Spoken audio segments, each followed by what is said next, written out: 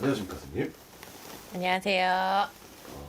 이번 시간에는 선생님이 굉장히 선생님의 주특기인 주제를 제가 준비했는데요. 부시나 부적, 이런 치성 등 뭐 네. 여러 가지 행위들 있잖아요. 그렇죠. 그래서 이런 것들을 강요받는 느낌이 든다면 조금 네네. 일반 입장에서 어떻게 헤쳐나가야 될까요? 정말 해야 되는 분들이 계시고요. 네. 안 해도 되는데 꼭 하라고 하세요. 그렇죠. 어떤 분들은 네. 내 운명은 내 거잖아요. 네. 나 좋으려고 일하는 거예요. 그러면 하고 싶으면 하고 하기 싫으면 안 하는 거예요. 강요받는다고 거기 끌려가면 제가 봤을 때 그분들이 조금 바보지 않을까 싶어요. 밟았는데 정말 이분은 난 믿어도 되겠다 네. 싶으면 그분 따라가시면 되는 거고, 그렇죠. 근데 건데. 별로 신통치 않은데 구타라 그래. 그러니까. 안 하시면 돼요. 근데 사람들은 좀 거절을 못 하시는 분들이 많아요. 제가 좀 그런데. 한번 생각해 보겠습니다. 그러고 난 다음에 다른 집을 또 가보세요. 두세 군데를. 그 다음에 똑같은 말이 똑같이 나오면 하셔야 돼요.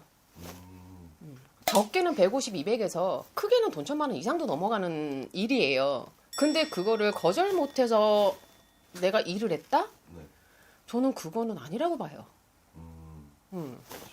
근데 또 다른 케이스 같은 경우에는 이제 뭐 점수가 굉장히 잘 나왔어요. 네. 굉장히 뭔가 나를 꿰뚫어보고 있는 느낌을 받았는데 그냥 하기는 싫은데 자꾸 잘 맞췄으니까 너 미래에 뭐 이럴 거다, 안 좋은 일이 있을 거다 이런 식으로 해서 좀 강요를 한다면 그럴 때는 조금 어떻게 해야 될까요? 그러면은 조금 겪어보시고 판단해보시는 것도 나쁘지 않다고 봐요, 저는.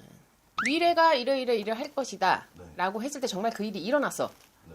그러면 그분을 다시 한번 찾아가세요.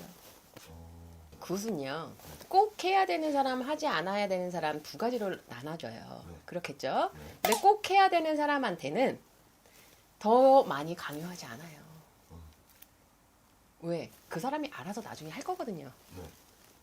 근데 어떤 선생님들은 하지 않아도 되는 사람들을 자꾸 굿을 강요하고, 실 받아도 되는 사람과 안 돼도 되는 사람한테 꼭 강요를 해서 신을 받게 만들고, 저는 그거는 잘못됐다고 생각하는 사람 중에 하나고, 나는 점사가 이러이러한데 너의 선택이다라고 얘기를 해주셔야 되는데 내가 살려줄게.